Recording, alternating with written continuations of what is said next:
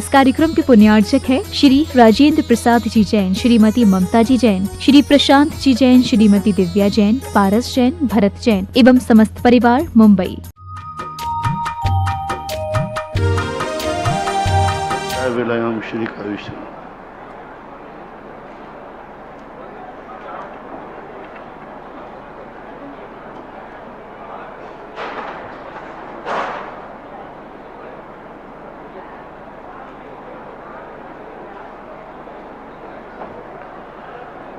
नमो अरिहन्ताणं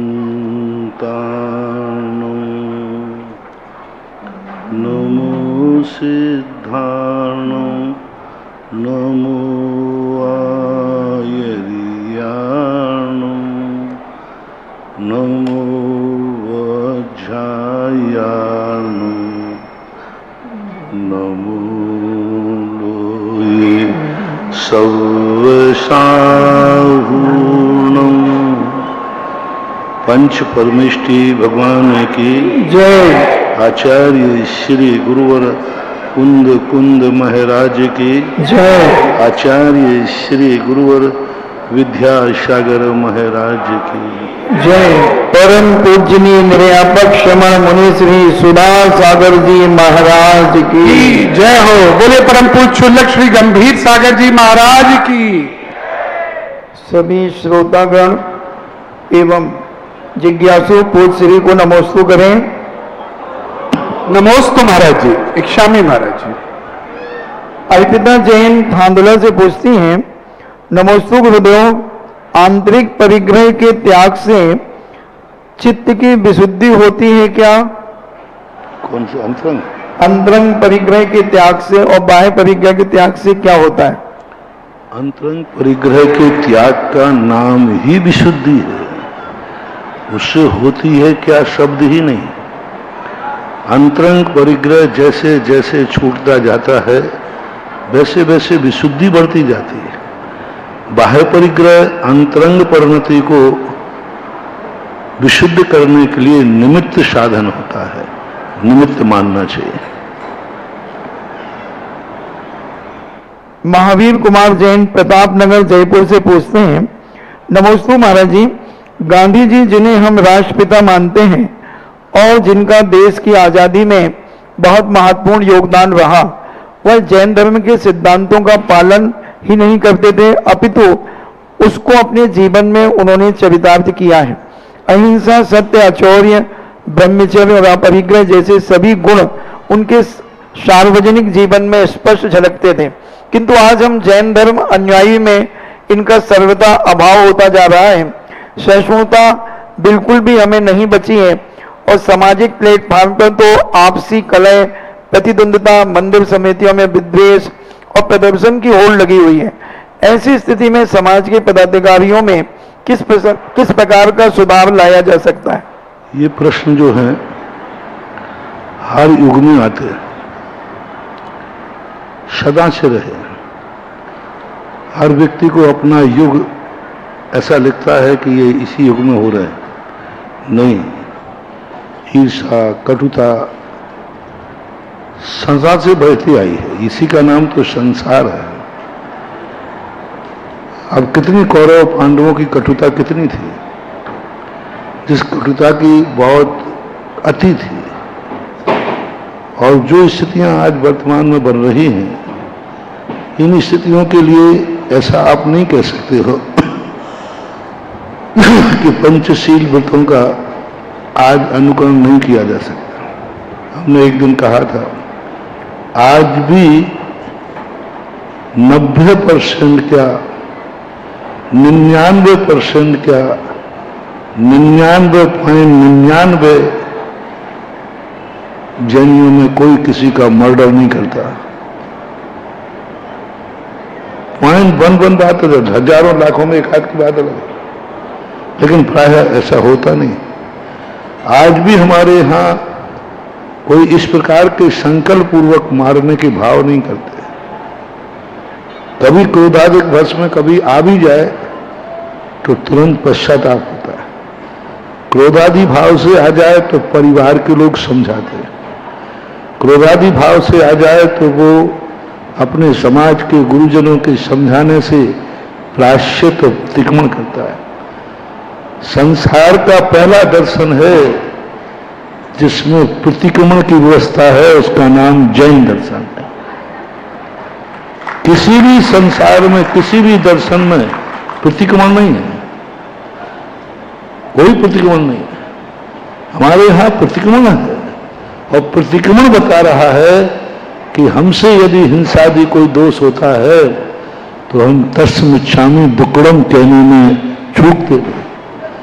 आज हमने जैनियों को देखा, आप लोग गाड़ी चलाते हो, गाड़ी के नीचे यदि कोई छोटा सा जानवर आ जाता है, सांप, गिलहरी, बंदर आदि, लोग रोते हुए प्रायश्चित लेने आते हैं। उनकी कोई भूल नहीं है, गलती नहीं है, रोते हुए प्रायश्चित लेने आते हैं। महाराज बहुत पाप हो गया। बोले क्या? शाम में एक गिलहरी मर गई, एक चूहा मर गया, एक सांप मर गया, एक गाय मर गया। ये क्या है? यदि अंदर अहिंसा का संस्कार नहीं होता, अरे गाड़ी से मर गया, मैंने कोई मारा थोड़ी है। और किसी को पता भी नहीं है, किसी को पता भी नहीं है। स्वयं को तो पता है, वो स्वयं आकर के गिलानी से भर के, महाराज जी आप तो जो कुछ देना हो दो, मेरे से पाप हो गया। हमारे जैन दर्शन की सबसे बड़ी विशेषता है जैनी की, वो पाप छोड़ पाए या ना छोड़ पाए, लेकिन पाप को पाप मानने में पीछे नहीं हटता।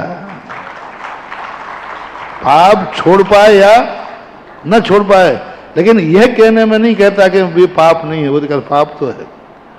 क्रोध नहीं छोड़ पाए तो नहीं छोड़ पाए, लेकिन क्रोध को बुरा तो मानता है। ये आज भी संस्कार जैनियों में हैं। बताओ कितने डाकू हैं जैनियों में चोरी के। ये जो चोरियां कर रहे हो आप धंधे पाने की, ये चोरियां नहीं, ये तो सरकार की नीतियों की जो नीतियां ऐसी उल्टी सीधी बन जाती हैं, जिस कारण से मजबूर होकर के उसे बचाना पड़ता है। डकैत कितने हैं जो ताला तोड़ करके चोरियां करते हो? कितने लोग यहां पर हैं जो ऐसे महा झूठ बोलते हो जिसको फांसी हो जाए। जैनी व्यक्ति कहीं सत्य भी बोलने का मौका आता है ना, तो मौन रहना पसंद करता है, मुंह खोलना पसंद नहीं करता। आज अदालतों में जैनियों के गवाह ऐसे हिंसादी कार्यों में सबसे कम देखने को मिलेंगे। तो महानुभाव ऐसा नहीं कहो, आज भी, और जहां हमारे पूज्य आचार्य महाराज जैसे जिस पृथ्वी पर हैं, वहां आज भी धर्म है। जहां हम साधु लोग, और जहां हमारे साधुओं के भक्त हैं, वहां आज भी धर्म है। यदि धर्म नहीं होता तो ये 10 लाख क्षण पर में यहां से रोक लगाई जा रही है कि भाई अब हाउसफुल हो गए। कल से कमेटी घबराना शुरू हो गई 2 दिन पहले से कि महाराज जी संख्या तो बहुत ओवर हो गई। हमने तो पिछले बार सुना था तो उससे तो थोड़ी सी ज्यादा तैयारी की थी। अब तो यहां संख्या इतनी हो गई है, ये किसका प्रतीक है? किसका प्रतीक है? कोई यहां सोने की मोहरें नहीं मिल रही हैं। एक साधना, एक तपस्या, एक संस्कार के प्रति लगन कि चलो पूरी साल धर्म नहीं कर पाए तो चलो गुरु के सामने 10 दिन बैठ करके तो कुछ आत्मा का आलोचना कर ले। साल भर के किए हुए दोषों का पश्चाताप तो कर ले, साल भर के किए हुए दोषों का कुछ प्रायश्चित तो कर ले, और जिनको हम दोष नहीं मानते उन दोषों की आलोचना तो कर ले। ये देखना हजारों शिवरात्रि काय के लिए बात, ये क्या बताता है कि आज जैनियों में धर्म के संस्कार खत्म हो गए। 19 तारीख को देख लेना महानुभाव कि ये जैनियों के श्रावकों का सैलाब बताएगा कि आज जैनियों में जैन धर्म खत्म हुआ है कि विद्यमान है। आज जैनियों के धर्म करने वाले शिवरात्रि इतने आएंगे कि आगरा की समाज व्यवस्था करने के लिए सोचेगी। और मेरा सिद्धांत है, किसी अच्छे कार्य का पंडाल छोटा पड़ जाए, व्यवस्थाएं छोटी पड़ जाएं, यही सफलता की निशानी है। यही सफलता की कि हमारी व्यवस्था नहीं, हमने तो ओवर व्यवस्था, पंडाल खाली है, पंडाल व्यवस्थाएं बहुत बची रही, ये विफलता है। हमारी विफलताएं कम, सफलताएं, हमारी अव्यवस्थाएं कम पड़ जाएं, यही हमारी सफलता है। मैं तो कहता हूं कि आ जाओ रे विश्व के सारे 7 अरब 8 अरब के लोग, चिंता मत करना, मेरे में बहुत दम है, आ जाओ, कभी अजमा भी लेना, कोई बात नहीं कि मैं कहते ही मात्र हूं कि करता भी हूं। ये भी हो चुका है हमारे साथ। प्रभात जी आपके देवगढ़ में एसपी, पुलिस कमिश्नर, सीबीआई, सारी जनता, सारे लोग आ गए, जांच कमेटी है। इस पर्वत पर 30-35 हजार से ज्यादा व्यक्ति आ ही नहीं सकते। कमेटी घबरा गई कि सबने, गवर्नमेंट ने रोक लगा दी है कि हम यहाँ से जाखलौन है ना, यहाँ से आगे किसी को नहीं जाने देंगे। मुझे पता चला, मैंने कलेक्टर को बुला के कहा, तुम इतनी सी जनता में घबरा रहे हो? लो, मैं राष्ट्रपति को निमंत्रण करता हूं कि अपनी 1 अरब की जनता लेके आ जाओ, तो भी देवगढ़ में समाएगी। 5 से 7 लाख लोग पता नहीं कब कहां कैसे निकल गए। तो चिंता मत करो, हमें तो ये खुशी होगी कि आज धर्म कार्य के लिए हमने 4 बुलाए और 4000 आए, 4000 बुलाए 4 लाख आए धर्म के कार्य के लिए। जब मैं कभी तुम्हारे वो टाकीज होती ना, टाकीज पिक्चरों की लगती थी, वहां टिकट के लिए कोई लाइन लगती थी, अच्छी फिल्म आ जाए कोई ना, तो फिर लाइन लगती है, खिड़की अभी खुली नहीं, उसके पहले ही, तो मैं बहुत दुखी होता था। मैंने कि भगवान, वो उनके हीरो हीरोइन के लाइन में खिड़की खुलने के पहले लाइन लगी, क्या आप भगवान इतने अच्छे नहीं है कि आपके यहां मैं लाइन लगा सकूं? बस मेरे मन में बहुत खलता था। और मैंने एक वादा किया था कि भगवान, एक दिन मैंने ना आपके चरणों में अभिषेक के लिए लाइन नहीं लगाई तो मैं भी देखता। बस मुझे लाइन लगा करके अभिषेक कराना था और दुनिया को दिखाना था कि आज पंचम काल में भी लोग धर्म भी लाइन लगा के करते हैं, पाप ही नहीं। सांगानेर की घटना है सन 1994 में, एक भी व्यक्ति वहां पूजन करने के लिए नहीं, 2 व्यक्ति कर रहे थे बस। अभिषेक होता था तो चमगादड़ों से होता था, चमगादड़ें अभिषेक करती थी, लोग अभिषेक करने नहीं थे। उस दिन मैंने आदिनाथ भगवान के पास संकल्प किया, भगवान यदि आपका आशीर्वाद मुझे मिले, इसी मंदिर में इतनी बड़ी लाइन लगेगी कि मंदिर छोटा पड़ेगा और लोग लाइन लग करके अभिषेक करेंगे। और आप सांगानेर जाके देखिए, सीधे अभिषेक मिलने वाला नहीं है, लाइन लगाना पड़ेगा।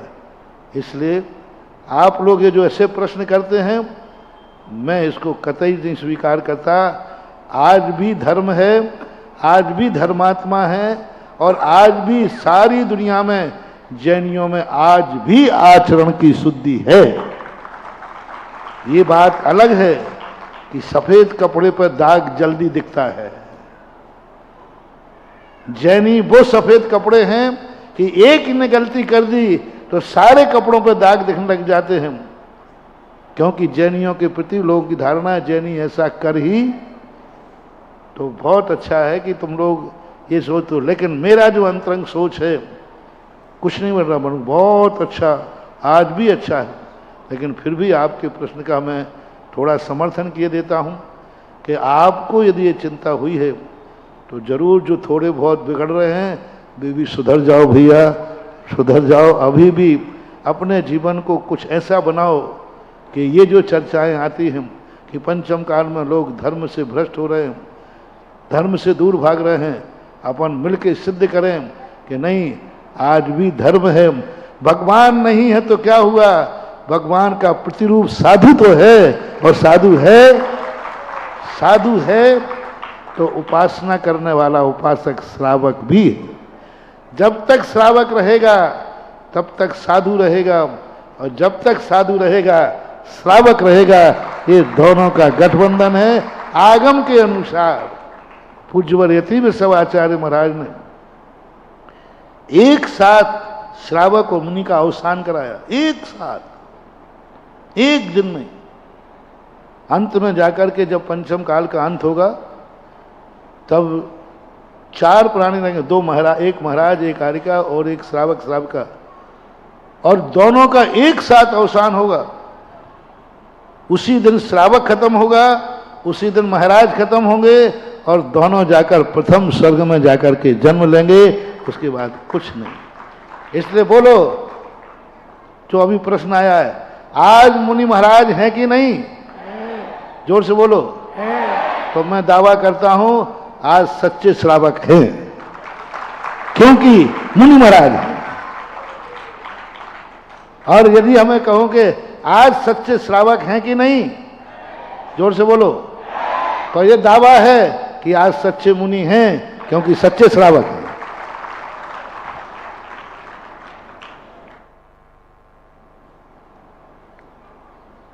प्रेमचंद जैन दोस्तों से पूछते हैं, नमोस्तु महाराज जी, आपने धर्म विच्छेद का अर्थ आपके द्वारा जिज्ञासा में समाधान हुआ था। उस काल में मुनिराज नहीं होते हैं, परंतु कुछ विद्वानों का ऐसा मानना है कि उस समय मुनि, आरिका, श्रावक, श्राविकाएं भी नहीं होती हैं। तो महाराज जी, ऐसे क्या यह सत्य है उनका मानना विद्वानों का? कैसे? जब धर्म विच्छेद होता है, धर्म विच्छेद में पिछीधारी नहीं रहेंगे, श्रावक तो रहते हैं, श्रावकों का अभाव नहीं होता। मुनि महाराजों का, महावृत्तियों का अभाव हो जाता है। अब ऐसा अलग से कोई क्षुल्लक या एलक नहीं होते हैं, ऐसा कोई मुझे आगम में देखने नहीं आया। इतना पक्का है कि मुनि महाराज नहीं होते हैं, और मुनि महाराज का नहीं होना ही धर्म का नहीं होना बताया गया।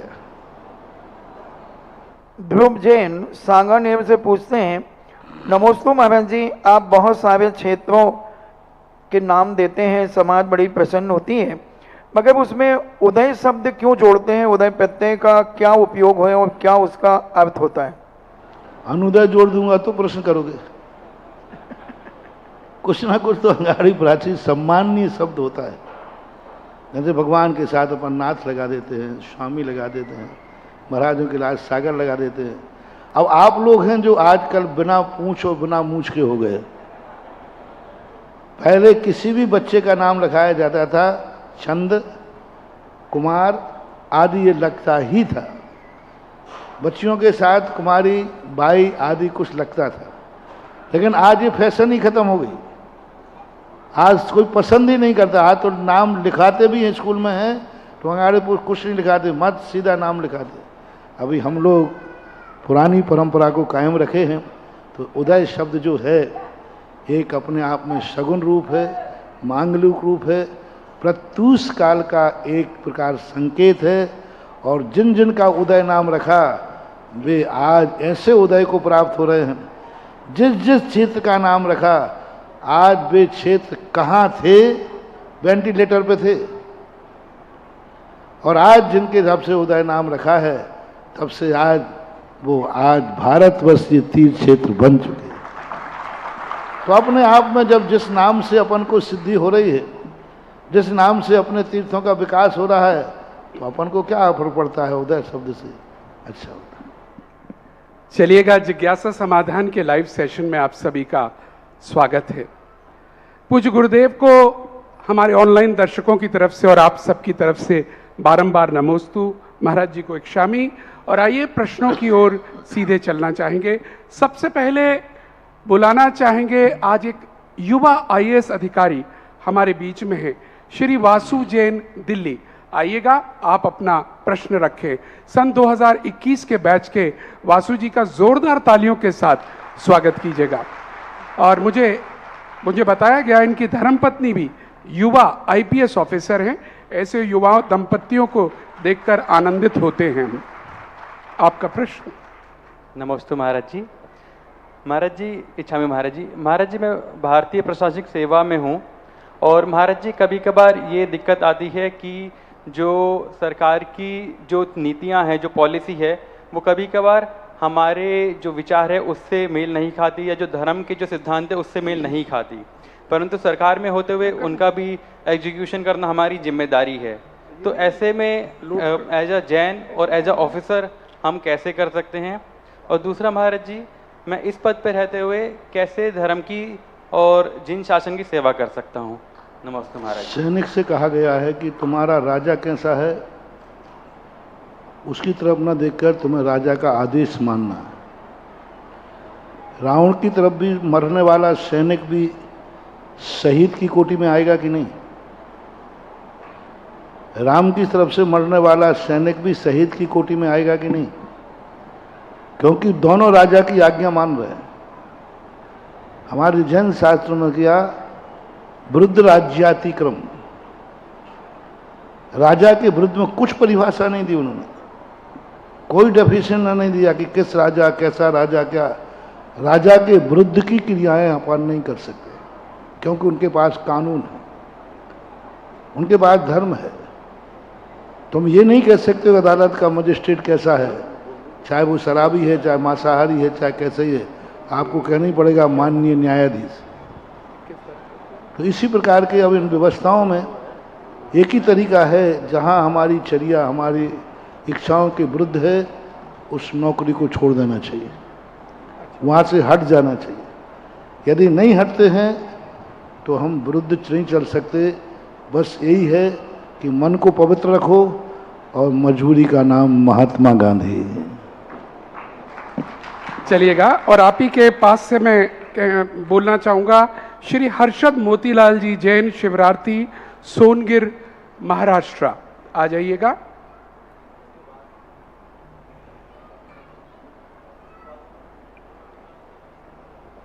जय बोलो सुधा सागर मुनि महाराज की जय।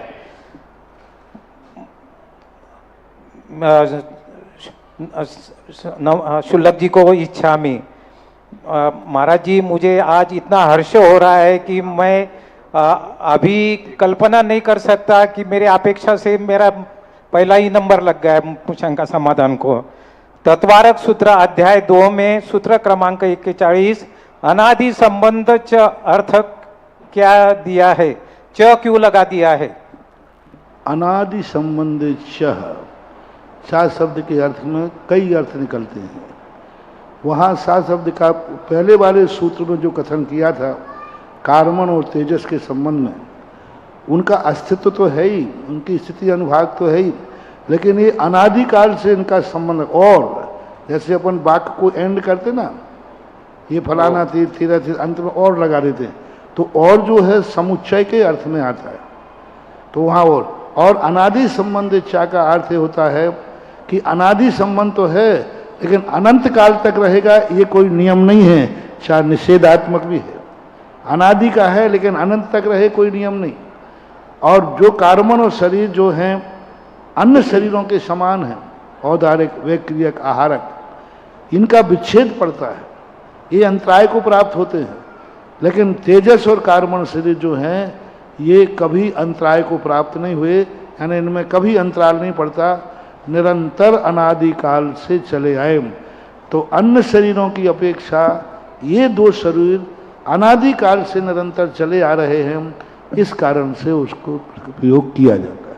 नमस्ते महाराज जी। पूज्य श्री, अगला प्रश्न वैसे मैं लेता नहीं हूँ किसी बाहर का, कोई बहुत सारे लोग भेजते हैं, लेकिन आज डॉक्टर प्रोफेसर अनेकांत कुमार जैन नई दिल्ली ने कुछ विशेष प्रश्न पूछा है और कहा कि आज जरूर पूछिएगा। पूज्य मुनि श्री सविनय नमोस्तु। एक प्रमुख दूसरे पंथ के विद्वान ने कहा है कि दिगंबर परंपरा में 10 लक्षण पर्व का उल्लेख 17वीं शताब्दी के पूर्व का नहीं मिलता। उन्हें मुझे उत्तर भी देना है, कोई ऐतिहासिक प्रामाणिक उल्लेख की आवश्यकता है। मुझे भी आचार्य सिंह नंदी जी 17वीं शतीकृत व्रत तिथि निर्णय के अलावा कहीं उल्लेख दिख नहीं रहा। वहाँ उल्लेख है 10 लक्षणिक व्रते भाद्र पद्मासे शुक्ले श्री पंचमी दिने प्रौषधा कार्य। उत्तम क्षमादि 10 धर्म तो मिलते हैं, किंतु वर्ष में 3 बार उन्हें पर्व के रूप में मनाने का उल्लेख किस प्राचीन ग्रंथ से हम कह सकते हैं? 2 रूप में इनको स्वीकार करना चाहिए। कुछ चीज़ें ऐसी हैं तो जो अनादिकाल से प्रभावमान होती हैं, जिसके लिए हम ये नहीं कह सकते कि ये कब से शुरुआत हुई। जैसे नमोकार मंत्र है, चत्तारी मंगल पाठ है, अब इनको हम नहीं कह सकते कब से चले आए, ये अनादिकाल से प्रभायमान है, चलते आ रहे हैं, उनका कोई इतिहास नहीं होता। हमारे यहाँ प्रतिक्रमण के संबंध में आया, प्रतिक्रमण किसने लिखा? प्रतिक्रमण शब्द तो हमें मिला है, प्रतिक्रमण शब्द मिला, लेकिन प्रतिक्रमण जो हम लोग पाठ करते हैं ये किसने लिखा? तो कहते गौतम ने लिखा, क्योंकि गौतम से आगे हम जा नहीं सकते। तो इंद्रभूत ने लिखा, तो अब क्यों नहीं लिखा गया? इसके राइटर क्यों नहीं? क्योंकि इसका राइटर हो ही नहीं सकता, क्योंकि प्रतिक्रमण एक नियत पाठ है। क्या लिखोगे उसमें? जो लिखेगा वही पुनरावृत्ति पहले के महाराज करते आए। हम राइटर कैसे बन सकते? क्योंकि पहले भी यही प्रतिक्रमण होता था, अब भी हो रहा है, तो उसको प्रभायमान कर लेते हैं वो लेखक अपने। पहले जो ईमानदार लेखक होते थे वे दूसरे की बात पर अपना नाम नहीं थोपते थे, वो लिख भी दे दें, सुधार भी दें, लेकिन प्रभायमान। ऐसे ही पर्वों में है, बहुत सारे पर्व जो हैं जो अनादिकाल से प्रभायमान चले आए, उनका कोई इतिहास नहीं बनता। अष्टमी चतुर्दशी का भी कोई इतिहास नहीं मिलता। अष्टमी चतुर्दशी पर्व तो मिलता है, लेकिन ये कब से शुरू हुआ ऐसा नहीं। इसी प्रकार दशलाक्षण पर्वों का उल्लेख, दशलाक्षण धर्मों का उल्लेख अनादिकाल से चला आया। अब ये जो 3 कालों में दशलाक्षण पर्व बने, ये व्रत के रूप में प्रस्तुत है। जो आपने रेफरेंस दिया है ये दशलाक्षण धर्म का नहीं दिया है, दशलाक्षण व्रत का दिया है। दशलाक्षण धर्म अलग चीज है, दशलाक्षण व्रत अलग चीज है। नमोकार मंत्र अलग चीज है और नमोकार मंत्र व्रत, नमोकार मंत्र व्रत अभी बहुत बात का है, बहुत बात का है नमोकार। लेकिन नमोकार मंत्र अनादिकाल से, व्रत मुश्किल से 10वीं 11वीं शताब्दी का व्रत है नमोकार मंत्र। इसी प्रकार दशलाक्षण जो व्रत है, ये जो 3 कालों में जो आए हैं ये व्रत के रूप में आए हैं, धर्म के रूप में नहीं। धर्म के रूप में अनादिकाल से आचार्य परमेष्ठी के मूल गुण में चलते आए हैं। जब से आचार्य परमेष्ठी हैं तब से ये 10 धर्म है। तो एक व्याख्या ग्रस्तों की अपेक्षा होती है व्रत की अपेक्षा। जब उसको व्रत बना लिया जाता है तो उसकी तिथि निर्धारित करने, पंच परमेष्ठी की कोई तिथि नहीं होती। पंचकर्माओं की तिथि तो निश्चित है, पंच परमेष्ठी की क्या तिथि बनाऊं, अरहंत की क्या तिथि, सिद्ध की, आचार्य की क्या तिथि बनाऊं। लेकिन जब नमोकार मंत्र को व्रत बनाना था तो उसकी तिथि निर्धारित करना पड़ी। अरहंतों के इस तिथि में करना, आचार्य के इस तिथि में करना, नमोकार मंत्र की तिथियां दी गई हैं। ये तिथियां कहाँ से निर्धारित की गई? ये करना पड़ी व्रत के लिए। तो ये जो 3 शाखाओं का है दशलाक्षण पर, ये व्रत के रूप में है। तो फिर व्रत के रूप में है, जिनको व्रत करना चाहिए उन्हीं को करना चाहिए? नहीं, ये समाज ने निर्णय किया कि दशलाक्षण पर भली व्रत है, लेकिन प्रत्येक जैनी को हमेशा जीवन भर करना चाहिए, क्योंकि ये व्रत हमारे भावों से संबंध रखता है, आत्मगुण की विशुद्धि से संबंध रखता है। तो हमने उसको अनादि अनंतकालीन परंपरा का बना दिया, क्योंकि ये हमारे आत्मा की विशुद्धि का था। लेकिन जब व्रत करेंगे, अब देखो जो व्रत करते हैं दशलाक्षण, वे 10 साल के करते हैं, 10 साल के दशलाक्षण पर, तो क्या 10 साल के बाद फिर खत्म कर देगा? नहीं। तो एक व्रत के रूप में करना, एक पर्व के रूप में करना और एक धर्म के रूप में धारण करना। साधु दशलाक्षण पर्व को धर्म के रूप में धारण करता है और गृहस्थ पर्व के रूप में और व्रत के रूप में धारण करता है। इसके उत्पादक तिथि नहीं दिखी है। कितने व्रत हैं जिनकी उत्पादक तिथि नहीं? सब व्रत कथा कोश में आए, क्योंकि हमारे यहाँ सारा ज्ञान प्रभायमान चलता था, प्रभायमान चलता था। उसके पहले सब मौखिक चलता था। यदि हम लिपिबद्ध को ही इतिहास मानेंगे तो ये सारे पद्म पुराण आदि ये सब जाकर के अभी 1200-1300 साल पहले लिखे गए। अब कहें ये तो सब मिथक है। पद्म पुराण रामचंद्र की पूरी कहानी कब लिखी गई? सब बरांग चरित आदि ये सब कब लिखे गए? अभी मुश्किल से 6वीं 7वीं शताब्दी के बाद सारे ग्रंथ लिखे गए। तो क्या 7वीं 7वीं शताब्दी के पहले था ही नहीं? था। तो ये परंपराओं को 2 रूप में लेना चाहिए, एक अनादिकालीन प्रभायमान रूप और एक व्रत के रूप में और एक पर्व के रूप में। पर्व और धर्म का रूप में जब लिया जाता है उसका इतिहास नहीं बनता, क्योंकि वो अनादि अनंतकालीन होता है। और व्रत के रूप में जब लिया जाता है तो उसका आदि भी होता है और अंत भी होता है, ऐसा समझना चाहिए। चलिए, श्रीमती बबीता जी जैन दिल्ली, आपका प्रश्न, और उसके बाद अनिकेत जैन जी आगरा, तैयार रहिएगा। जल्दी से माइक दीजिए। नमोस्तु महाराज श्री, इच्छामी महाराज श्री। महाराज श्री, मेरा प्रश्न यह है, एक मिनट, अष्टांग का पर्व है। अब उसी अष्टांगा को जब व्रत के रूप में करेंगे तो 8 साल करेंगे, 8 साल का बंद कर देंगे, तो क्या उसके व्रत के बंद करने के बाद अष्टांगाएं खत्म हो गई? नहीं, अष्टांगाएं पर्व के रूप में तो है, पर्व के रूप में अष्टांगा अनादि अनधन है, लेकिन व्रत के रूप में अष्टांगा 8 वर्ष की ही होती है। तो इस प्रकार का आपको जमाना चाहिए, क्योंकि इतिहास की दृष्टि से हम खोजेंगे तो हमारा एक महत्वपूर्ण दशलाक्षण व्रत है, दशलाक्षण पर्व है, और इतिहास मिले या नहीं मिले, हमारी जिंदगी के लिए 10 दिन तो सुधरते हैं तो हम बना लेंगे इतिहास। जिस क्रिया के माध्यम से हमारी आत्मा की विशुद्धि मिलती है, उसमें इतिहास मिले या नहीं मिले, लेकिन आत्मा की विशुद्धि का निमित्त कारण तो है ही। सारा भारत 10 दिन के लिए अपने सब प्रकार के परिणामों को सुधारता है, कुछ ना कुछ परिणाम ही सुधरते। जैसे अभी शिविर में, अब वो घरों में रहने वालों को क्या करना है, वो पर्चा है क्या? तो घरों वालों को क्या करना, जो शिविर में नहीं आए वो घर में क्या करें? देखता हूँ है, इतने दिन बताना चाहिए ना लोग सारे, तो सबको कुछ ना कुछ करते हैं, करना ही चाहिए। चलिएगा, श्रीमती बबीता जी दिल्ली। नमोस्तु महाराज श्री, इच्छामी महाराज श्री।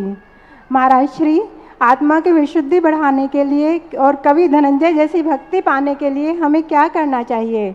और महाराज श्री, जब आपका कोई प्रोजेक्ट होता है और जब आप कहते हैं कि कहीं ना कहीं इस प्रोजेक्ट को पूरा करने के लिए किसी ने जन्म ले लिया है, तो मेरी भावना होती है कि मैंने भी आपकी किसी न किसी प्लानिंग के लिए शायद जन्म लिया है भविष्य में, तो क्या ये सोचना ठीक है महाराज श्री?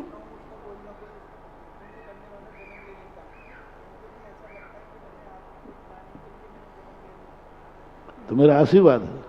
नमस्ते महाराज श्री। चलिए, अनिकेत जी, आपका प्रश्न। श्री अनिकेत जैन जी, शीघ्रता से माइक पहुंचाइए, 2 माइक रखिए,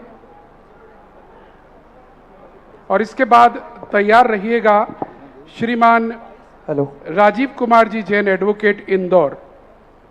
महाराज श्री के चरणों में नमोस्तु नमोस्तु नमोस्तु, छुल्लक जी के चरणों में इच्छामी इच्छामी इच्छामी। महाराज श्री, मेरा प्रश्न है कि अभी मैं हाल फिलहाल में शिखर जी गया था लड्डू पे, तो वहाँ पे जब मैं पहाड़ पे चढ़ रहा था तो वहाँ पे एक कावड़िया भी मेरे साथ चढ़ रहा था, जो कावड़ लेके आते हैं महादेव बाबा की। तो मैंने उससे पूछा कि आप पहाड़ पे क्यों जा रहे हैं, तो उसने बोला कि मैं ऊपर भोले बाबा के दर्शन करने जा रहा हूँ। तो मैंने उससे बोला भोले बाबा तो ऊपर है ही नहीं, तो वो बोलता है भोले बाबा के गले में 1 सांप होते हैं और जो ऊपर बाबा हैं उनके ऊपर 7 सांप हैं, तो मैं उनके दर्शन करने जा रहा हूँ, मैं उन्हें भोले बाबा मानता हूँ। तो महाराज श्री, मेरी जिज्ञासा ये है, क्या उसने ऐसा क्यों कहा और ये क्या उचित है? अब ये सब बातें इस अंतर्राष्ट्रीय मंच से इसका स्पष्टीकरण करना उचित नहीं। बस यही मानो पारसनाथ टोंक को ही, वो पारसनाथ के वाले कई फनों वाला ऊपर है, उसने कहा ना कि ऊपर फन है, ऊपर सांप है, तो ऊपर, हाँ 7 फन वाले ऊपर हैं, तो पारसनाथ के पास जा रहे हैं। लेकिन अब पारसनाथ रजिस्ट्री हो गई जैनियों के नाम, तो उन्होंने नाम बदल किया, भोले बाबा कर दिया। तो अब ये सब चीज़ें हैं बहुत विचित्र। नमोस्त महाराज से नमोस्त। चलिएगा, और मैं अभी एडवोकेट राजीव कुमार जी को जिनको बुला रहा हूं, साथ में वो दोनों बच्चे जो आए वो भी खड़े हो जाएं। साथियों, जरा गौर से देखिएगा, ये शिवरार्थी हैं और साथ में पापा और दोनों बेटे, बेटा 8-9 साल का पहला, दूसरा शायद 12 साल का, और इतने उत्साह के साथ ये तीनों शिवरार्थी बनकर यहां पर आए हैं। ये झांकी दिखा रहे हैं क्या होने वाला है। सीबीएसई स्कूल के बच्चे हैं दोनों, स्कूल की छुट्टी लेकर नहीं, महाराज जी के पास जाना है हमको। आपका प्रश्न। मेरे आराध्य गुरुदेव के चरणों में त्रैवार नमोस्तु नमोस्तु नमोस्तु। गुरुजी, मेरी जिज्ञासा है कि तीर्थंकर भगवान के ऊपर जो त्रय छत्र चढ़ाए जाते हैं वो 3 ही छत्र एक से एक जुड़े हुए क्यों रहते हैं, और क्या आगम में उन 3 छत्रों के कोई अलग अलग नाम भी हैं क्या? अलग में अलग अलग नाम तो नहीं है, जुड़े हुए तो इसलिए रहते हैं कि कहीं ना कहीं हमें ज्वाइंट तो करना ही पड़ेगा ना। जुड़े हुए का अर्थ है कि वो सांकल कुंदा लगा रहता है उसमें, और 3 छत्रों का है इसलिए प्रत्येक है। पूज्यवर मानतुंग आचार्य ने लिखा है कि आपके तीनों छत्र इस बात की घोषणा कर रहे हैं कि आप किसी एक के नाथ नहीं हैं, आप त्रिलोकी नाथ हैं। त्रिलोकी नाथ के प्रतीक के रूप में 3 छत्रों की बात कही जाती है, और उसकी रचना भी वैसे ही होती है। लोग जो है नीचे बड़ा है, ऊपर कम होता गया, इसलिए पहले बड़ा छत्र होता है, फिर छोटा, फिर छोटा। दूसरा कारण है कोई भी चीज़ का गुरुत्वाकर्षण जो होता है, भौतिक शक्तियों का जो आकर्षण होता है, अपने आध्यात्म अपनी शक्ति का विकीर्णीकरण जो होता है, वो हमेशा पहाड़ कैसे होते हैं यूं, शिखर कैसी होती है यूं। नीचे की चीज़ यदि बाहर भेजना है तो भी आपको इस सिस्टम से चलना पड़ेगा, ऊपर की चीज़ को अंदर लेना है तो ऊपर इसी सिस्टम से चलना पड़ेगा। फ्रांस के पिरामिड जो हैं वो इसी बात का संकेत है। फ्रांस के पिरामिडों पर बहुत बड़ा शोध हुआ, लेकिन वो फ्रांस के पिरामिड नहीं थे, उनके पिरामिड तो कितने 400 साल पुराने थे। ये हमारे भारत का पिरामिड था जिसको शिखर बोलते थे। पिरामिड का अर्थ है 4 कोनों से कोई चीज़ को शुरू करो, शून्य पर मिला दो। यही हमारे शिखर का होता है, 4 कोनों से शुरू करो, शून्य पर मिला दो। नहीं मिला पाते हैं तो कलसा चढ़ा देते हैं। तो बाहरी भौतिक शक्तियों को ग्रहण करना वो भी उसका इसी छत्र के रूप में कि कोई भी चीज़ हो ऊपर ऊंची होती जो पतली होती जाना चाहिए, नीचे स्थूल होती जाना चाहिए। ये वास्तु से भी इसका लक्षण होता है।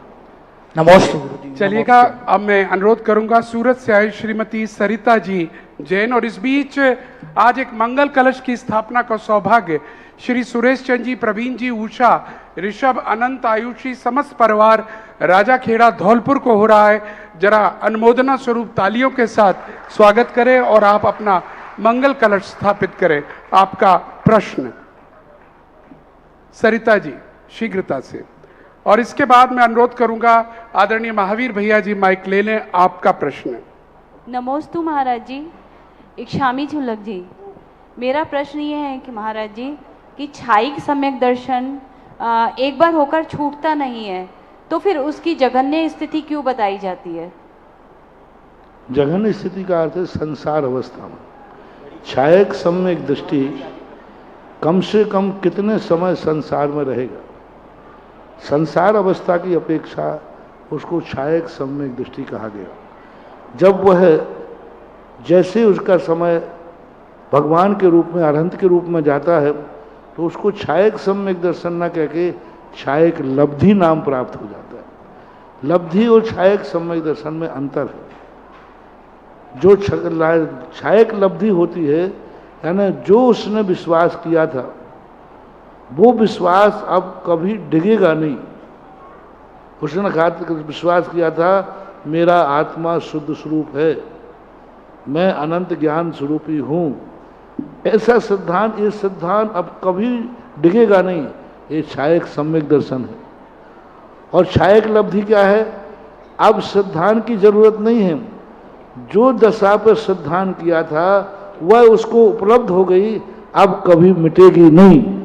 तो छायक सम्यक दर्शन की जघन्य स्थिति कही, उसी को फिर बाद में छायक लब्धि में रूप में कह दिया।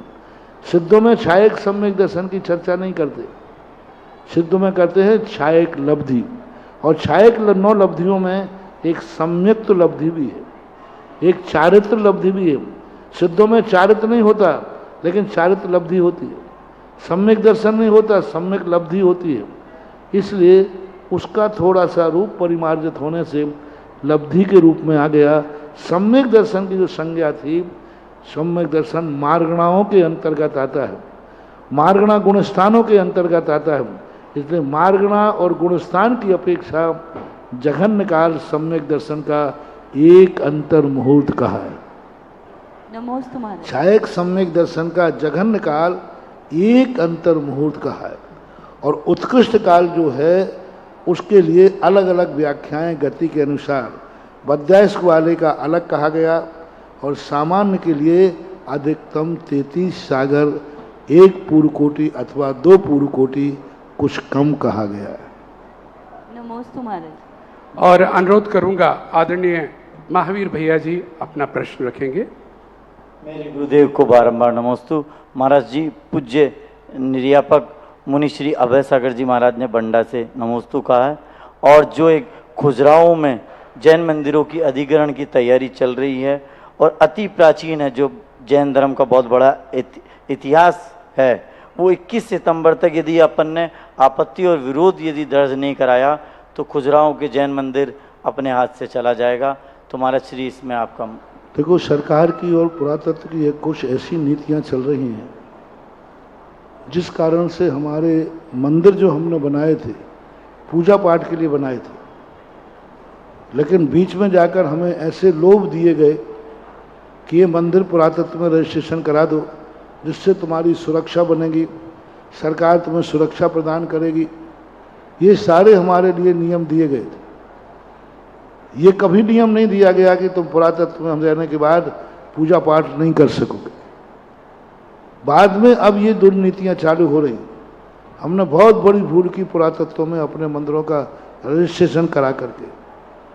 मैं तो कहता हूं कि सरकार को ये सोचना चाहिए, हमारे सारे पुरातत्व के मंदिर वापस करो, हम अपने मंदिरों को संभालने में सक्षम हैं, समर्थ, और हम जितनी अच्छी सुरक्षा कर सकते आप नहीं। खजुराहो के अंदर जो कुछ होने वाला है वो बहुत गलत हो रहा है। सारे भारत के जैनियों को चेतना चाहिए, सारे भारत के जैनियों को एक अभियान चलाना चाहिए और इसका विरोध करना चाहिए कि नहीं, हमारा पुरातत्व का जो मंदिर है तो आप सुरक्षा कर सकते हैं, हमारी धार्मिक आस्थाओं पर कुछ नहीं कर सकते। कितने भारत में मंदिर हैं जो पुरातत्व में हैं, लेकिन भक्तों की भीड़, भक्तों के माध्यम से पूजा पाठ कहीं बंद नहीं कर सकती। कोई पूजा पाठ से बंद नहीं कर सकता, कुछ भी नहीं कर सकती। पुरातत्व का होते ही ये जूते चप्पल पहन के जाएंगे, पूजा पाठ अभिषेक नहीं करना देंगे, ऐसा नहीं कर सकते। पुरातत्व में तो गोमटेश बाहुबली की भी मूर्ति है, लेकिन जनता के कारण से, इसलिए जागो।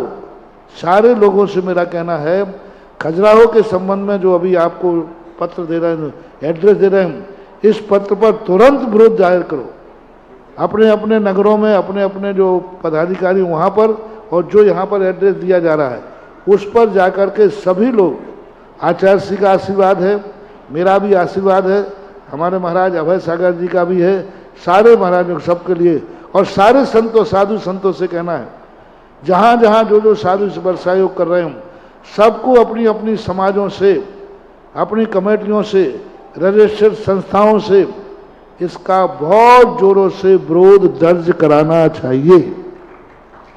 अन्यथा खजुराहो का मंदिर हमारे लिए पूजा पाठ, साधु संतों के रहने के लिए, अभी कुछ साल पहले हमारे पूज्य श्री ने चतुर्मास किया, उसके बाद से रेगुलर चतुर्मास हो रहे हैं, आरिकाओं के चतुर्मास हुए, और अभी वर्तमान में भी हमारे संघ की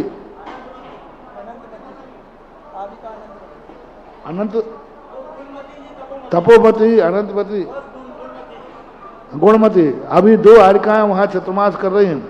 यदि ये पुरातत्व के रूप में चले गया तो ये चतुर्मास फिर नहीं कर पाओगे, करने नहीं देंगे। इसलिए अभी अपन को बहुत जागरूक होकर के इसका जिस रूप में करना है, और यदि ये विरोध दर्ज न करने के बाद नहीं माने तो फिर आंदोलन पर भी उतरना पड़े तो उतरने के लिए तैयार रहो। जय हो। आज किसी भी कार्य करने के लिए हमें सदा तैयार करना चाहिए। ये पंचम काल है, आज प्रजातंत्र का, वोटों का युग है, किसी समय कुछ भी हो सकता है। हमेशा जैनियों के लिए सदा कटिबद्ध रहना चाहिए। अपनी संस्कृति को बचाने के लिए सदा एक कफन लेके रख लो, जब अपने मौका पड़े कफन लेकर कूद पड़ो, तभी हम धर्म को बचा पाएंगे, अन्यथा नहीं बचा पाएंगे। इसलिए सरकारों से मेरी हिदायत है कि हमारे जैनियों के लिए, अहिंसक मंदिरों के लिए इस प्रकार के अपवित्र न करें।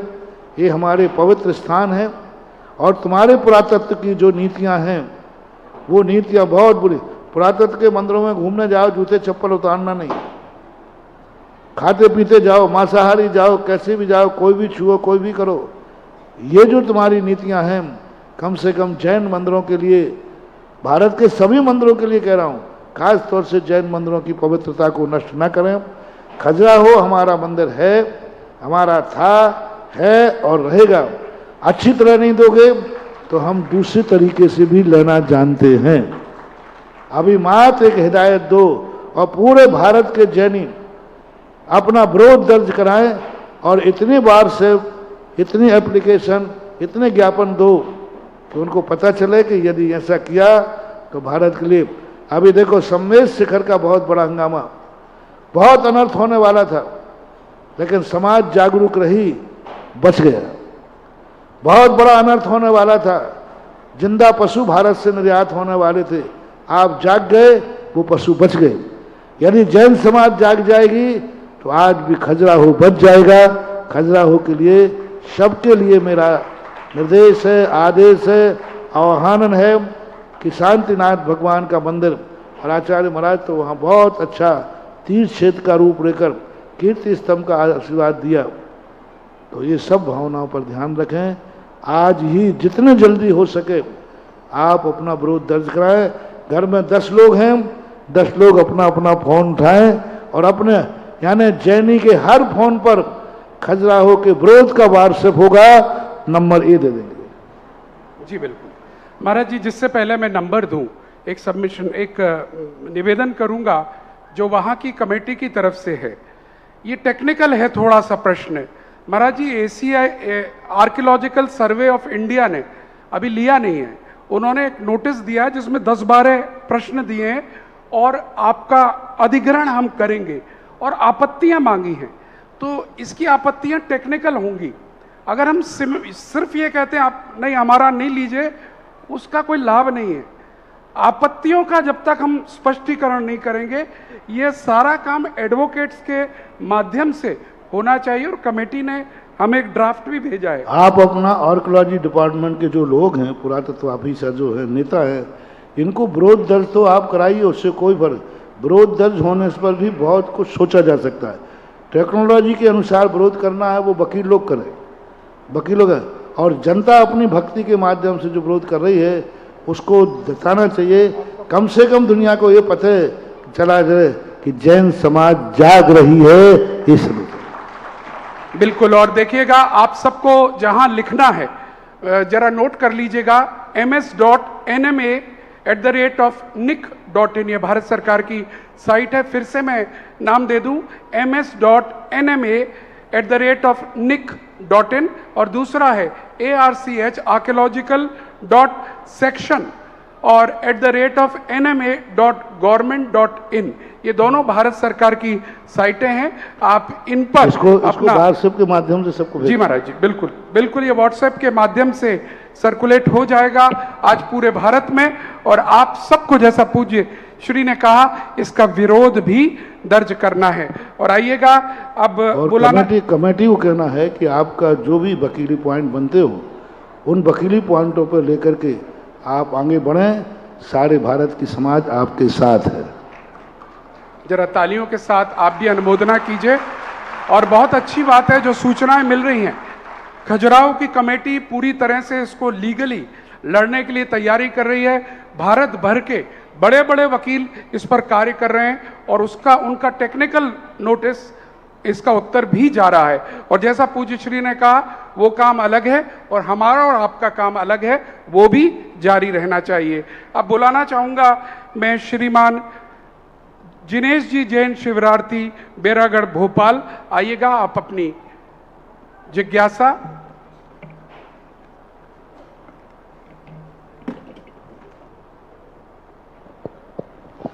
मेरे आराध्य गुरुवर के चरणों में बारंबार नमोस्तु नमोस्तु नमोस्तु। महाराज जी, मेरी जिज्ञासा है कि प्रतिकूलता में रहते हुए भी चेहरे पर मुस्कान कैसे लाएं? अब शिविर में भर्ती हो रहे हो ना, तो 10 दिन में सीख जाना। चलो चलिए, बिल्कुल सही है। और साथियों, कल यहाँ पर संगी जी सांगानेर अतिशय क्षेत्र की कमेटी यहाँ पर आई थी और यहाँ पर भक्तांबर, असीमित कालीन भक्तांबर विधान की बात चली थी। 350 लोगों के नाम की बात आई थी और कल में लगभग 75 से ऊपर के नाम उसी समय कल आ चुके थे। और उसके बाद अभी भी लोगों के फोन आपके पास आ रहे हैं, हमारे पास आ रहे हैं कि हमारा नाम बोलिए। मेरे पास लगभग 25-30 नाम है, कोशिश करता हूं बोलने की। एक नाम बोलो। हाँ, मधुबाला जैन जयपुर, विजया देवी कटारिया, अनंत जैन नाम जामनगर, विनीत वैशाली पाटनी जयपुर, अतुल पाटौदी जयपुर, प्रियंका जैन गुणसागर, प्रमोद कुमार जैन टूंडला, अनुराग प्रकाश चंद ग्वालियर, आरिका विमल सागर प्रमिला पूना महाराष्ट्र, आदित्य राकेश बेंगलोर, मनोज शांतिनगर दिल्ली, आर्जव आरवी शक्तिनगर दिल्ली, प्रकाश जैन जयपुर, उर्मिला नीरज शुचि जबलपुर और आर्जव विशाल अर्णव ये कहाँ के विशाखापट्टनम, और नरोत्तम जी अजमेरा, पूनम चंद जी, मनीष जी लालकोटी जयपुर, चेतन जी हैदराबाद, महावीर प्रसाद जी जयपुर, मुन्नी देवी सुरेंद्र जी, अनिल कुमार जी विवेक कुमार अशोकनगर, श्रीमती माया जैन अलवर, ब्रह्मचारी सुधीर भैया, संजय मेहतिया अजमेर, प्रेमचंद जी, अनिल कुमार सांगानेर, आशा पांड्या पुणे, रमेश ये क्या है जो भी है, अजित मनीषा नवीन कामा राजस्थान, संदीप नीतू ईशान जयपुर, रमेश ममता सांगानेर। ये कई नाम हमारे पास आए हैं और भी आते रहेंगे, लेकिन हमने इस मंच का साथियों अतिशय देखा है, जो एक बार कह दिया जाता है वो पूरा होता है। इसका भी यही हो रहा है और हमें उम्मीद है कि पूज्य श्री ने 350 नाम कहे हैं, तो शीघ्र ही वो 350 नाम भी हमारे सामने होंगे। अगले प्रश्न के लिए हम बुलाना चाहेंगे डॉक्टर नीलेश शाह, न्यूरोसर्जन है आप और हमारे बीच में हैं और सूरत से आप आए हैं। अच्छा, कहाँ है लेकिन? श्रीलंका से डॉक्टर नीलेश शाह। नमोस्तु नमोस्तु महाराज जी, इच्छामी महाराज जी। महाराज जी, मैं डॉक्टर हूँ, न्यूरोसर्जन हूँ। हमें कभी दिमाग के ऑपरेशन, रीढ़ की हड्डी के करने पड़ते हैं, तो कई बार ये प्रश्न रहता है कि कई बार जब पेशेंट हमारे पास एक्सीडेंट होकर आते हैं तब ऑलरेडी कोमा वगैरह में होते हैं, हम जान बचाने के लिए उनके ऑपरेशन का प्रयत्न करते हैं, पर कई बार उसमें सक्सेस हो पाते हैं, कई बार नहीं हो पाते हैं। तो इससे मन में व्यथा रहती है कि ये उसके जो हुआ उसके निमित्त हम है, हमें कैसे करना चाहिए इसमें, और एज अ डॉक्टर हमें जैन कम्युनिटी के लिए हम कैसे अपना दायित्व आगे कर सकते हैं। अपनी भावना को पवित्र रखिए, अपना अभिप्राय अच्छा रखिए।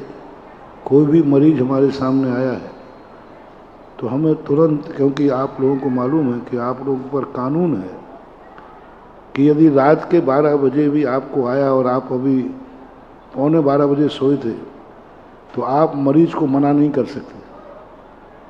आप यदि भोजन कर रहे हैं तो आप मरीज को ये नहीं कह सकते कि बैठो मैं भोजन करने के बाद देखूंगा।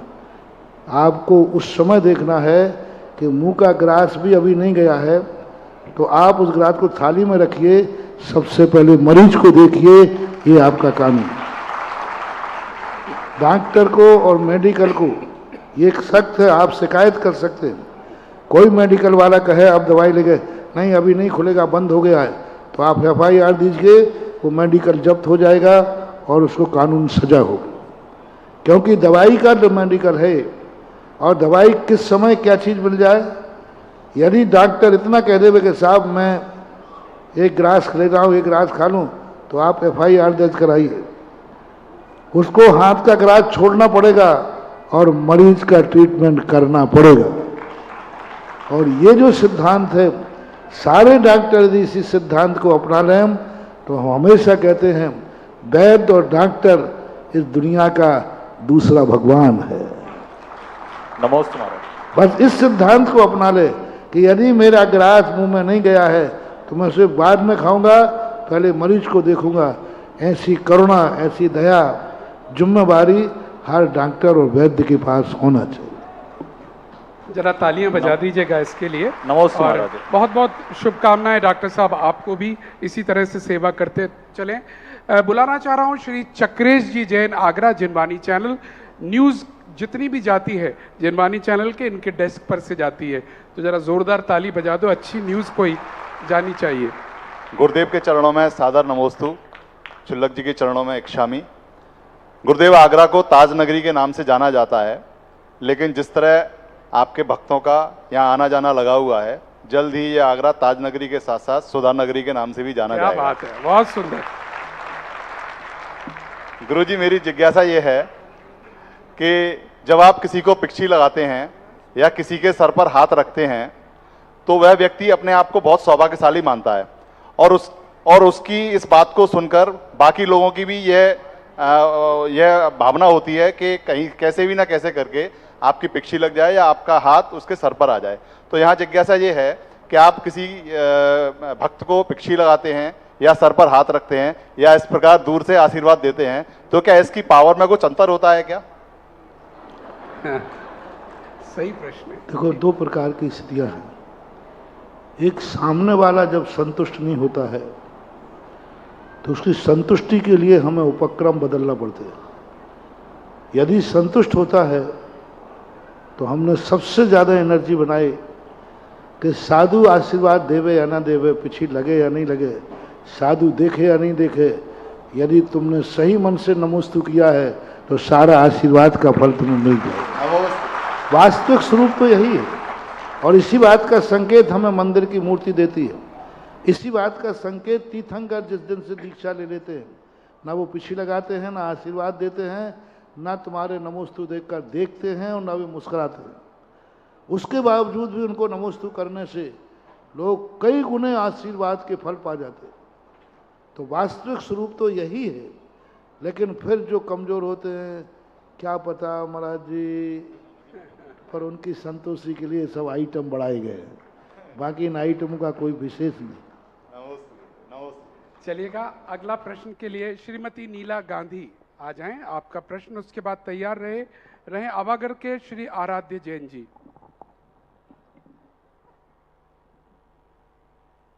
पूज्य पुरुष जहाँ विचरते पूजी जाते। शीघ्रता से सीधे प्रश्न पर आइए। महाराज जी, 7 प्रतिमा लेने के बाद हमें घर में कैसे रहना चाहिए और परिवार साथ भी कैसे रहना चाहिए हमें? 7 प्रतिमाओं का एक सिद्धांत है, नियम है। उन सारे नियमों के दायरे में अपना जीवन व्यतीत करना चाहिए। सबसे ज़्यादा अपनी मानसिक विशुद्धि होना चाहिए।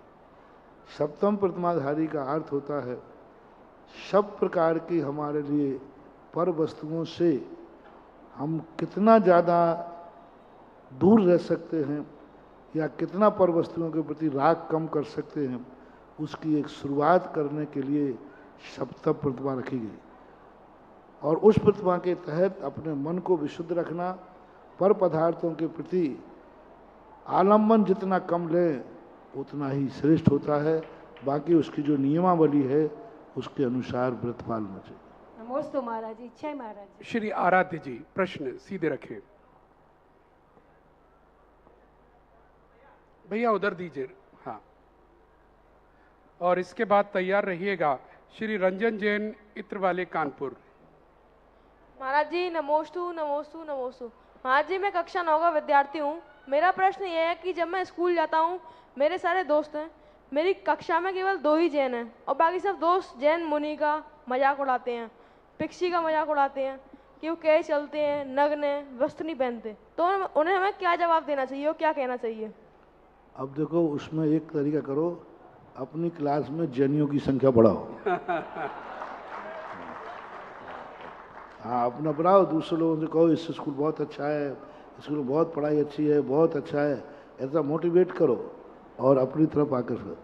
तीसरी बात है कि यदि वो चढ़ाते आदि है तो आप अपने टीचर से शिकायत कर सकते हो। और ज़्यादा सिखाते हैं, ज़्यादा परेशान करते हैं तो एक उस नाम से जाकर एक थाने में जाकर शिकायत कर सकते हो। आपकी सबसे पहले सुनी जाएगी। कि हमारे लिए धर्म के नाम से हमारे आराध्य को ये चढ़ाते हैं। आप एक बार चले जाइए अदालत में, थाने के अंदर, आपकी बहुत जल्दी सुनवाई होगी और पूरी क्लास सदा तुम्हें देखते ही डरेगी। यदि आपको परेशान करता है कोई, तो कानून बने हुए हैं, कानून का हम उपयोग नहीं करते। यदि हम कानून का उपयोग करें तो कहीं से हमारा कोई शोषण नहीं कर सकता, कोई हमें छुड़ा नहीं सकता। और आराध्य, हम आपको अपना एक्सपीरियंस बता दें, हर यहाँ जो बैठे हैं सारे लोग, स्कूल में आपकी उम्र में ऐसा सुनना पड़ता है, सुनना होता है, लेकिन अपना बहुमान आप अपने साथ रखिए। विश्वास कीजिएगा, आपका रिस्पेक्ट उनकी आंखों में बढ़ता चला जा रहा है और एक दिन उनको यहाँ पर लाकर, या कोई दिगंबर मुनिराज इस प्रकार के आए हुए हों, दर्शन करा देना, जीवन भर वो इनके गुलाम हो जाएंगे, ये वायदा है हमारा। चलिए, और श्रीमान विदिशा कानपुर के रंजन जी। मुनि पुंगव सुधा सागर जी महाराज को बारंबार नमोस्तु नमोस्तु नमोस्तु। क्षुल्लक श्री को बार नमोस्तु। मुनि श्री अच्छे क्षेत्र में और सिद्ध क्षेत्र में पूजन करने से और अपने नगर के मंदिर में पूजन अभिषेक शांति धारा करने से क्या अंतर है? मैं परसों ही ये प्रश्न का जवाब दिया था, आप YouTube पे सुन लेना। बिल्कुल, ये सेम बिल्कुल हुबहू है, आप YouTube में बिल्कुल सुनिएगा। और समय हमारा कह रहा है कि इस कार्यक्रम को यहीं पर समापन की ओर लेकर जाएं। मैं देख रहा हूं शिवरार्थियों का आना प्रारंभ हो गया है और कल से अधिकतर शिवरार्थी यहाँ पर आएंगे। और जो बात हमसे क्या चीज, जी बिल्कुल,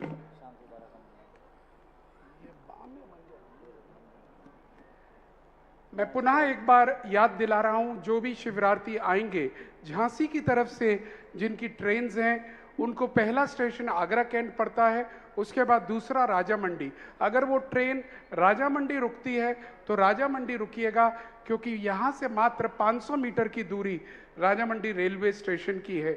और जो लोग राजस्थान की तरफ से आ रहे हैं या फिर कलकत्ता की तरफ से आ रहे हैं, उनके लिए आगरा फोर्ट रेलवे स्टेशन सबसे बेहतर रहेगा। वो वहाँ से 4 किलोमीटर लगभग ये स्थान हरि पर्वत MD जैन इंटर कॉलेज पड़ता है। हमें मालूम है कल से यहाँ पर बहुत बड़ा जलसा प्रारंभ हो रहा है। और आगरा नगर वालों, मैं आपसे कहना चाहूँगा, इस वक्त वो 3 बच्चे वो जो खड़े हैं, वो दोनों बच्चे जरा वापस खड़े हो जाए। इन 2 बच्चों को देखकर, और उनकी माँ भी आई थी, माँ है इनकी, खड़ी हो जाए, और वो किस प्रकार से छोड़ने आई है अपने बच्चों को, मैं देखकर द्रवित हो गया कि पूरा परिवार आया है, माँ छोड़ने आई है। वही गुरुकुल की परंपरा मित्रों आगरा नगर के लिए चैलेंज है। वो अपने आंखों के तारों को तुम्हें समर्पित करके जा रही हैं 10 दिन के लिए। अब तुम्हारा काम है आगरा वालों कि अपने हाथों पर उनको रखना। देखो कहीं उनके पैर में भी कोई कांटा ना लग जाए, कोई आंख से आंसू ना निकल जाए। ये हमारा और तुम्हारा काम है।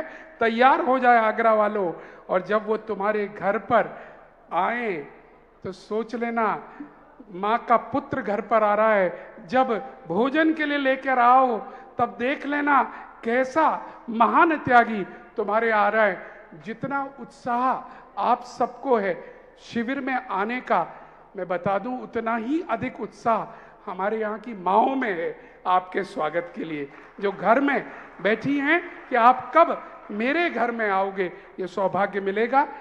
चलिए एक सूचना के साथ समापन की ओर चलते हैं। एक शिवरार्थियों के लिए मंजन बनाया है, व्रतियों के लिए, वो स्टॉल यहाँ पर लगा है, वो ले सकते हैं। और भी एक चमत्कारी बाम है। अब भाई आपको दवाइयाँ तो लेनी नहीं है, तो एक चमत्कारी बाम है, फ्री ऑफ कॉस्ट है, सम्मेद शिखर की उससे बनी हुई है, पानी मिलाकर, और वहाँ उसको आपको लगाना है। और वो कहते हैं कि सारा दर्द है निःशुल्क, आज यहाँ पर वितरण होगा, वो भी आप ले लीजिए। कल भी होगा, 2 दिन तक लगातार चलेगा, तो वो जरूर रखिए अपने साथ। वैसे जरूरत ही नहीं पड़ेगी इन सब चीजों की, पूज्य श्री यहाँ पर है ना। सीधा आपको जब 5:15 बजे आओगे आप एकदम एनलाइटन होके लौटोगे। हम भी एंट्री नहीं है अगर हम शिविर में नहीं है उसमें, तो वो ये चीज आपके लिए है और आप सब करेंगे। आइएगा, आरती का सौभाग्य, कौन सौभाग्यशाली को आज यहाँ पर आकर परिवार सहित आरती करने का सौभाग्य मिलता है। 11,111 रुपये, जो बढ़ावे सो पावे। प्रथम आरती 11,111 रुपये, शीघ्रता से हाथ खड़े कर दीजिएगा। 11,111 रुपये, जो भी बढ़ाना चाहे शीघ्रता से हाथ खड़े करें। 11,111 रुपये, 11,100। एक नाम इधर से आ रहा है, एक नाम इधर से आ रहा है, दोनों आ जाइएगा। हम 3 आरती तक लेंगे। 2 आरती कानपुर से आयांश जैन के बर्थडे पर, अभिषेक जैन, आमोद जैन, अभय जैन आइएगा, और कानपुर आमोद जी का परिवार। ललितपुर से सवाई सिंह परिवार, बहुत बहुत स्वागत। 2 आरती, तीसरी आरती का भी, जिसका भी नहीं, 2 मुझे अभी नाम आए, तीसरा नाम और दे दीजिए। तीसरा, हाँ बोलिए। मनोज जी जैन, मुजफ्फरनगर, क्या बात है, 3 नाम आ चुके हैं। अगर और किसी के भाव हों तो शीघ्रता करिएगा। मात्र 11,000 रुपये, लेकिन वही लोग ऊपर आएंगे जिनका नाम लिया जा रहा है और कोई नहीं। प्रभात जी सर्राफ, ललितपुर, श्रीमंत सेठ, ये उसी में जो पहले बोलते थे। हाँ चलिएगा, 3 ही हुए, 4 हो गए। चलिएगा, चौथा अगर किसी को आना हो तो शीघ्रता आ जाइए, आइएगा, नाम बोल दीजिएगा। 4 आरती थाल मुझे भेजिएगा। नाम नवीन कुमार जैन, मनीष कुमार जैन, पूजा जैन, कहाँ के? आगरा, बहुत बढ़िया। नवीन जी आइए, आगरा वाले, ललितपुर वाले और कानपुर वाले, और एक और हैं कहाँ के? मुजफ्फरनगर वाले। चलिएगा, चारों परिवार आ जाइए, चारों परिवारों की आरती थाल दे दीजिए।